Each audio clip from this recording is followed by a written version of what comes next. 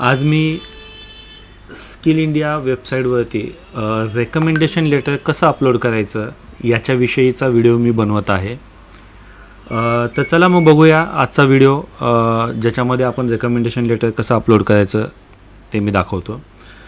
स्टेटकडून किंवा डिस्ट्रिक्टकडून तुम्हाला हे अशा पद्धतीचं रेकमेंडेशन लेटर भेटतं.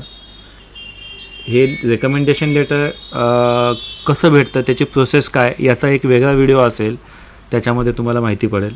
तर सर्वप्रथम आता आपण लॉग इन करूयात TCमध्ये. प्रोजेक्ट मॅनेजमेंट युनिटमध्ये जाऊन लॉग इन, TC ID आणि पासवर्ड टाकून तुम्ही कनेक्ट करा. ओके, ही लॉग इनची प्रोसेस होते.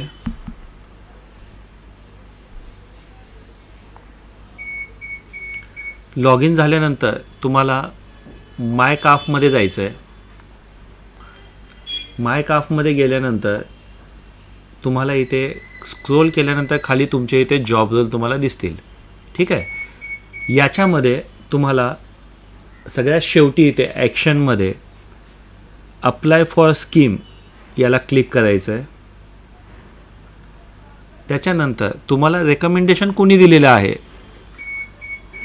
ती स्कीम इथे निवडायची आहे. हे बघा, तुम्ही इथे पाहिलं तर खूप साऱ्या स्कीम इथे दिलेल्या आहेत.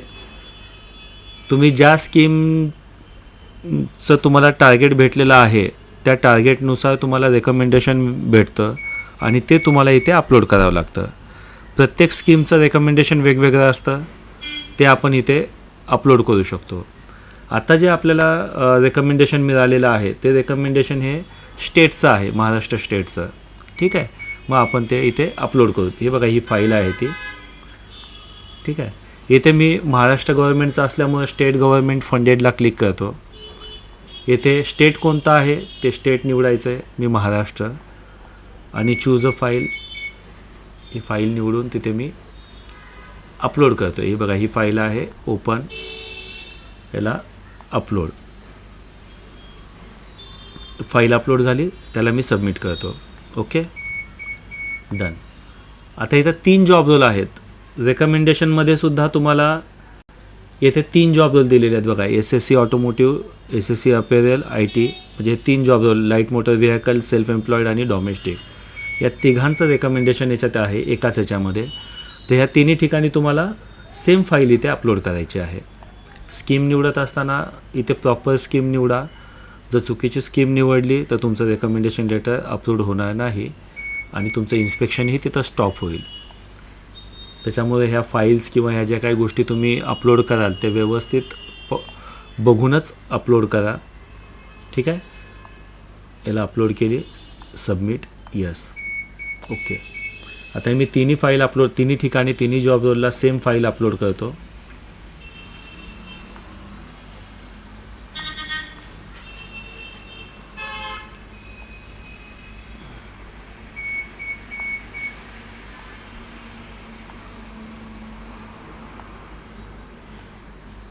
ठीक आहे, आपली एवढीच प्रोसेस असते ज्याच्यामध्ये आपण रेकमेंडेशन लेटर अपलोड केलं.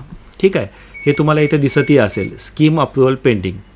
ज्या वेळेस तुम्ही रेकमेंडेशन अपलोड केलं, आता ह्याचं व्हेरिफिकेशन होईल स्टेटकडून. ज्या ऑफिसमध्ये आपण रेकमेंडेशन लेटर रेफर करतो, जिथे म्हणजे स्कीम अप्लाय, तर तिथून ते रेकमेंडेशन लेटर अप्रूव्ड झाल्याच्या नंतर इथे तुम्हाला अप्रूव्ह म्हणून मेसेज येईल. हा मेसेज आल्यानंतर तुमचा हा सबमिट फॉर इन्स्पेक्शनची ही जी लिंक दिसते तुम्हाला इथे, ही ॲक्टिवेट होऊन जाईल. ही ॲक्टिवेट झाल्यानंतर तुम्हाला सबमिट फॉर इन्स्पेक्शनला क्लिक करून तुम्ही इन्स्पेक्शनला, तुमची पुढच्या प्रोसेसला तुम्ही जाऊ शकता. तर व्हिडिओ पाहिल्याबद्दल धन्यवाद. असंच सहकार्य करा.